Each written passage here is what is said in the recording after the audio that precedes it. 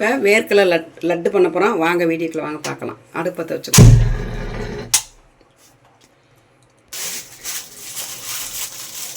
வச்சுருக்கோம். ஏற்கனவே வறுத்த கடலை தான், அதை போட்டு நல்லா வறுத்துக்குவோம் லைட்டாக.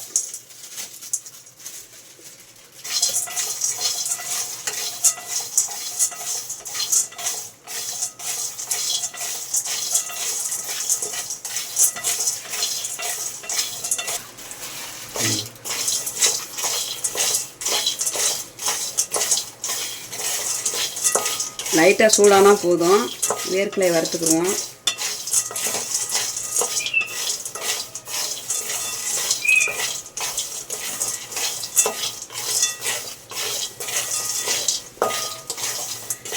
லைட்டாக வறுத்தனையும் ஒரு தட்டில் கொட்டி ஆறவும் தொழிவு பூரா எடுத்துக்கிட்டு லைட் சூடாயிடுச்சு போதும். வேர்க்கடலை வந்து இப்போ வேர்க்கடலை வறுத்தாச்சு. ஒரு தட்டில் கொட்டி ஆற வச்சுட்டு சர்க்கரையை வந்து கிண்டிக்குவோம். நாட்டு சர்க்கரை தான் எடுத்துருக்கேன் லட்டு பண்ணுறதுக்கு. 1/4 கிலோ எடுத்துருக்கோம்ல, அதுக்கேற்ற மாதிரி நாட்டு சர்க்கரை இருந்துக்கிறோம்.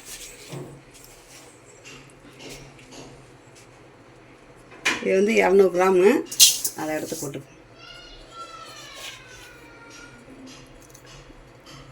இந்த ஒரு 250 கிராம் எடுத்துருக்கு. லைட்டாக உருவட்டும், அப்படியே கிண்டிக்கணும்.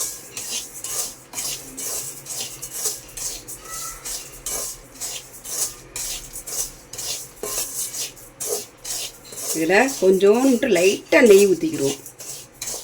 அப்புறம் அந்த வேர்க்கடலை லட்டு வந்து நல்லா டேஸ்ட்டாக நல்லாயிருக்கும்.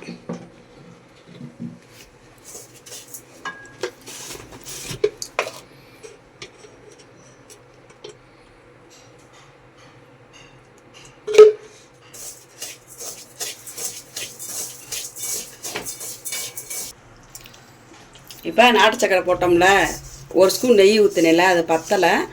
லைட்டாக கொஞ்சோண்டு இத்தினிக்கோண்டு தண்ணி ஊற்றினேன். தண்ணி ஊற்றி நம்ம இந்தளவுக்கு கம்பி பதத்துக்கு வந்திருக்கு. இப்போ வந்து கடலைப்பருப்பு வறுத்தோம்ல, அதை வந்து தொலி எடுத்து வச்சுருக்கேன். அரைச்சிட்டு பார்த்துக்குருவோம். இப்போ பாதாம் திரிக்கிடுவோம்.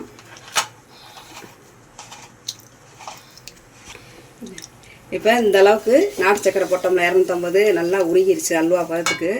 இப்போ வந்து பாதாம் எடுத்துருக்கோம்ல, அதை வந்து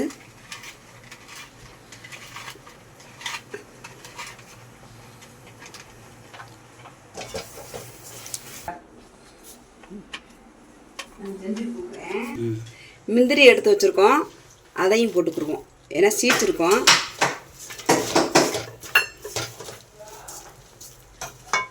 இப்போ வந்து கடலைப்பருப்பை வந்து வறுத்தோம்ல, அதை அரைச்சிருக்கோம். ரொம்ப கொஞ்சம் குறன்னு தான் அரைக்கணும். அதையும் போட்டு நல்லா கிண்டிக்கிறோம்.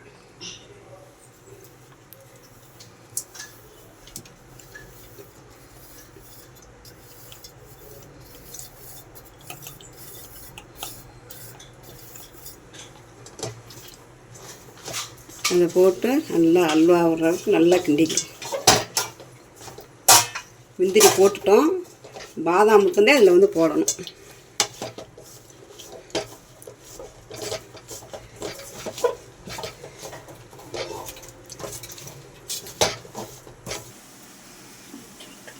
இப்போ முந்திரி போட்டாச்சு. இப்போ பாதாம் வந்து சீச்சு போடுவோம்.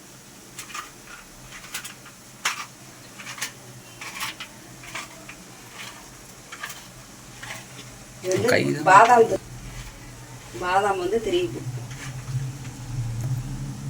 இப்போ இந்த அளவுக்கு பாதாம் திரி இருக்கு. இன்னும் கொஞ்சம் லைட்டாக திரி.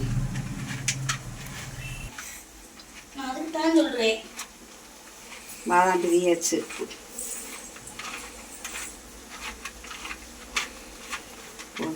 பாதாம் தெரியாது.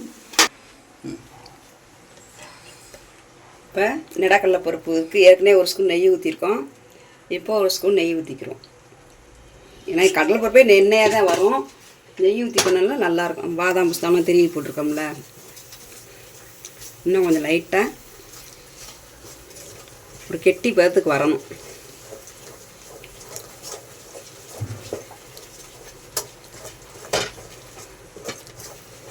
எதுக்குமே நெய் ஊற்றக்கூடாது. ஏன்னா கடலப்பருப்பே உங்களுக்கு வந்து எண்ணெய் மாதிரி வந்துக்கிட்டே இருக்கும். தெரியுதா எந்த அளவுக்கு வந்திருக்குன்னு? நல்லா இன்னும் கொஞ்சம் கெட்டியாகும்.